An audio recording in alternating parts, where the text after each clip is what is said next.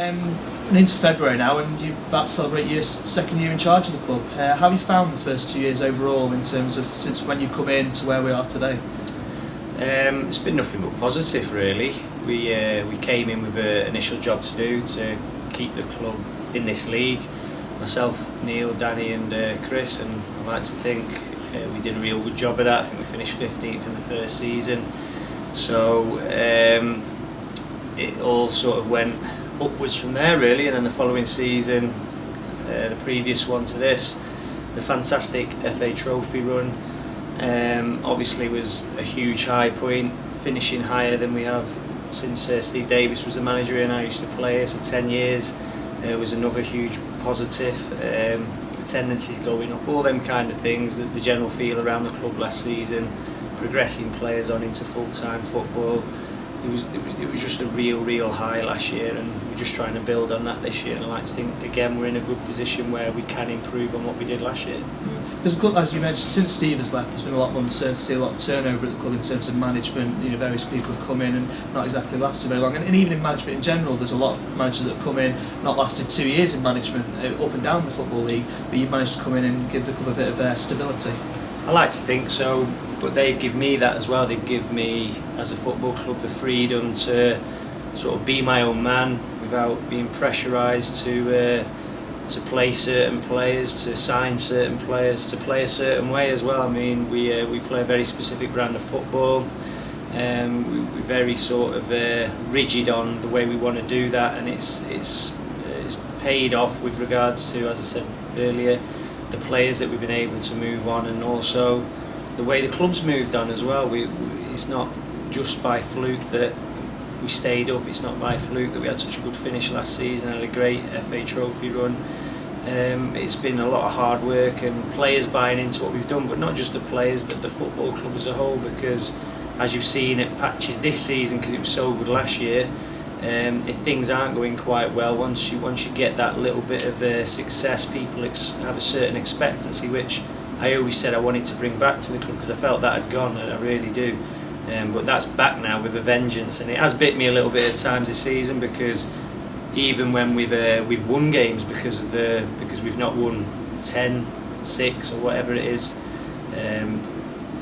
scoring lots and lots of goals, free-flowing football, which we are still doing, the free-flowing football, people start to doubt what you're doing, and it's very tough at times, but you've got to live and die by the sword, and that's something I like to think myself and my management team do, and my players definitely do. We stick to what we believe in, and it really pays off for us. How important is it having that philosophy when you go into a club and knowing exactly the kind of image and the kind of team that you want to build, and the fans will enjoy watching?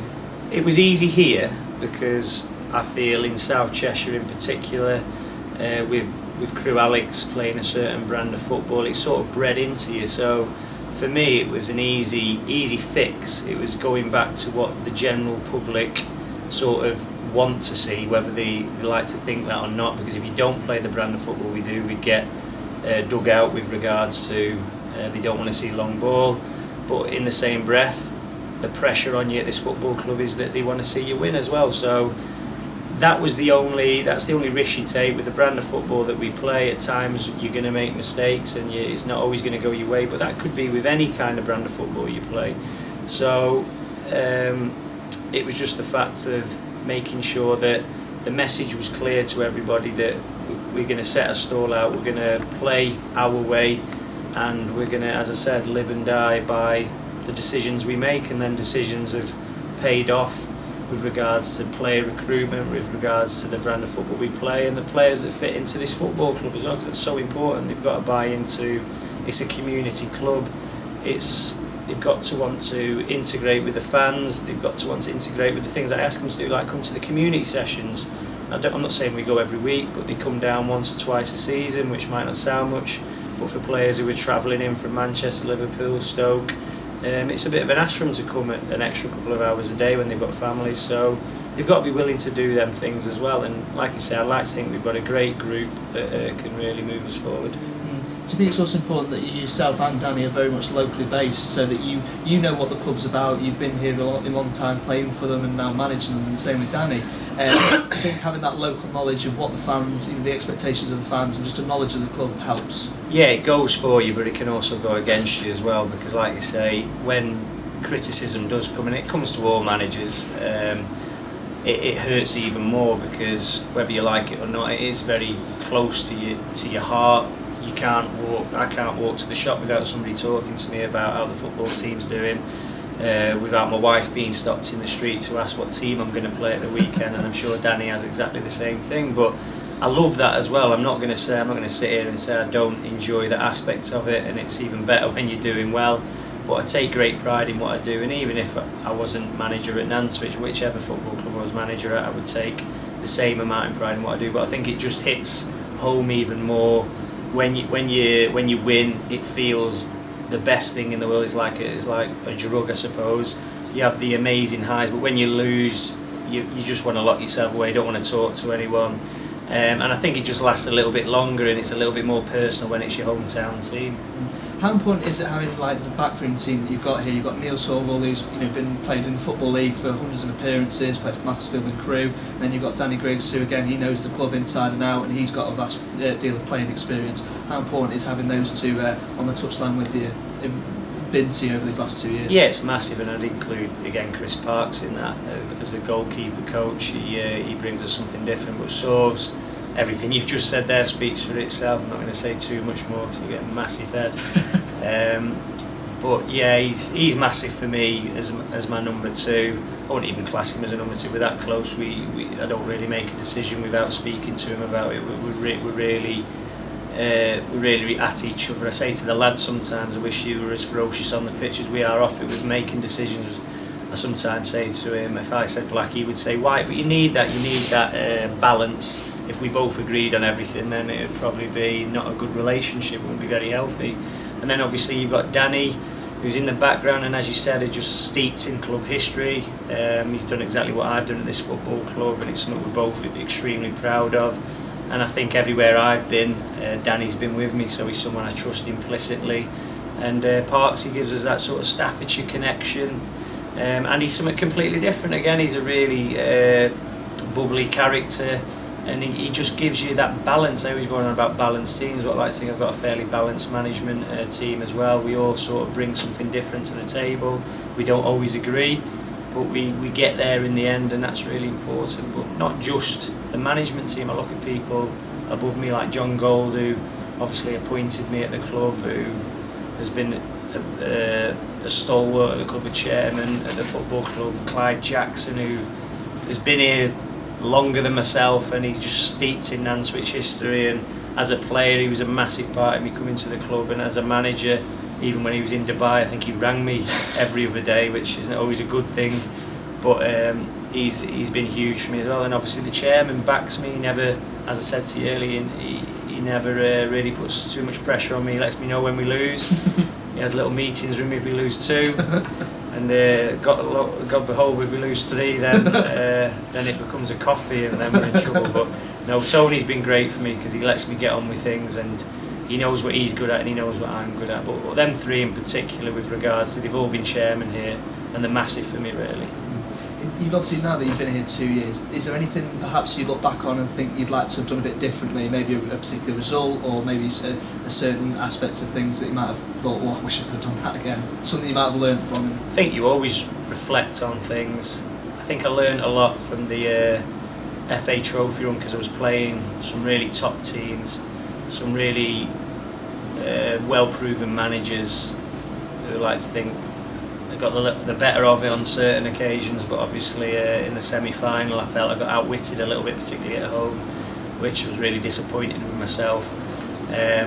Not so much my team selection, but just maybe 1 or 2 little technical things that I should have maybe addressed a little bit more before the game.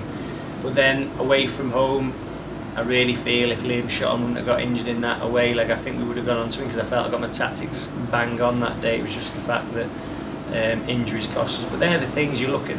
That was a big learning curve for me, and again, Jim Harvey, massive manager in the game. It was you're looking at what he's done and you think the wily old fox in the first legs. He's caught me off guard. They scored very early on. They didn't play the shape I thought they would play, from what my reports had told me. So that again, a learning curve. Don't always believe everything my reports were telling me.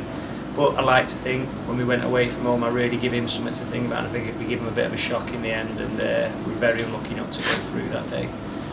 And now you look forward to this season, for example, and like you've had a few cup runs, but they're kind of in the background now. They're just the Cheshire Senior Cup, and it's mostly now league focus, isn't it? So you've got a massive 19 games left between now and the end of the season, and the playoffs are very much in reach.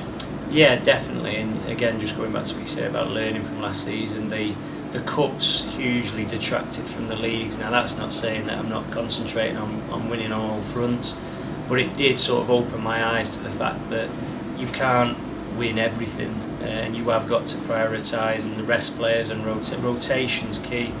And I felt we did that quite well last season, but maybe in midfield I wasn't able to rotate, and I wasn't willing to rotate too much because they were so good in there. Elliot, Belly, Sam Horn, Shaw when he come in the end, but them three in particular played pretty much every minute of the season last year, and the end of the season, the really tired legs, and up front we looked lacklustre because we couldn't rotate as much because we had that many games, so we played a ridiculous amount of games. But for me, it's really breaking down the season and looking at the games that we should be able to win, utilising the squad, and I think we've been able to do that this season in the league, and I think that's why we're in a really healthy position at this moment in time to kick on again, because I feel, unlike last season, we've got so much more in the tank to go again now. Yeah, you mentioned that. You obviously got Sean Cook coming back. Whilst he's had a couple of months off injured, that also means that he does have a couple of months to get himself fit and fresh. And Josh Hancock, I know we've lost him for a couple of months, but is there an outside possibility that he comes back towards the end of the season? I hope so. I'm crossing everything that Josh will be back, because like when we lost Sean, Josh was probably on fire and one of my best players. And you get Sean back, and then you lose Josh, and you think, is Sean going to come back the way that he finished? And he has. He's been outstanding. And I think Sean will, like the other lads, but Sean will play a huge part in if we do get promoted this year, because he's such a big player for us and he's banging form. But we need a couple of us. And again, I like to think Matt Bell's sort of stepping up to that plate. He's scoring important goals for us. Them two are going to be really key for us. And the biggest thing will be if my front three, whoever that is, really improves on their consistency levels, because it's been a big rebuild from last season. I think I've lost 85 to 100 goals with lads who have gone, so pretty much my whole front line left in the summer for one reason or other. We either moved them on or one moved abroad in Liam, and that was tough in itself, but I like to think that we've recruited well. But it's always a big ask for front lads, because it's the toughest job in the team too, is put the ball in the back of the net. The league's wide open this season. We're sat just outside the playoffs, but there's only like 4 or 5 points to the runners-up spot. So whilst Blythe have pretty much put a stamp on the title, from the second spot downwards, they're very much in reach. Yeah, without a shadow of a doubt, and I'm sure probably the top 12 chairmen are saying the same things to the managers with regards, this is the best chance you've got to get out of this league. You look at it, maybe who's dropping down and who's coming up, and it probably is when you look at how close everything is. But I like to think that the league's no different year on year. You're always going to get some teams that will have a lot more money to chuck at it than others. But I think the biggest difference that this league's got from previous seasons is that there's not much difference between the top team and probably halfway. And then you've got the ones who are below halfway, who are probably just massively inconsistent, but on the day can beat anyone. And that's been the same in the league for a long time, apart from you've had your Darlingtons and Solvers who've got a ridiculous amount of money to be able to get the best players, but they've still got to get results as well. So I've played in teams where the chairman and management team have chucked money at it, and names don't win titles. Managers who pick the right team and get the right squad together will go on and go on and win things. So I don't want to put it down to it's a money thing, or it's the best time to get out of this league because it's so close. It's just going to be whichever team have the most amount of consistency in this final run-up will put themselves in a great position in that playoff spot, or obviously to go and win it. As you said, Blythe looked like the team to beat, and when we played them away, I think unless they had a really great day, I'd like to think that you're probably not going to see past Blythe winning the league this season, and like I say, unless the wheels come off there. So it's really going to be out of about 12 teams who can hold a consistent run together to get in them playoffs, and then it's anybody's game on the day. Have you set maybe a minimum expectation for this team? Do you think, would you be disappointed? Well, of course you'd be disappointed with 6th, but do you think that the playoffs should be, the minimum aim for the team at the moment?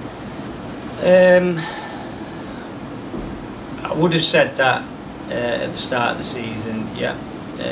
But then obviously when my front line was decimated, you have to readdress your goals.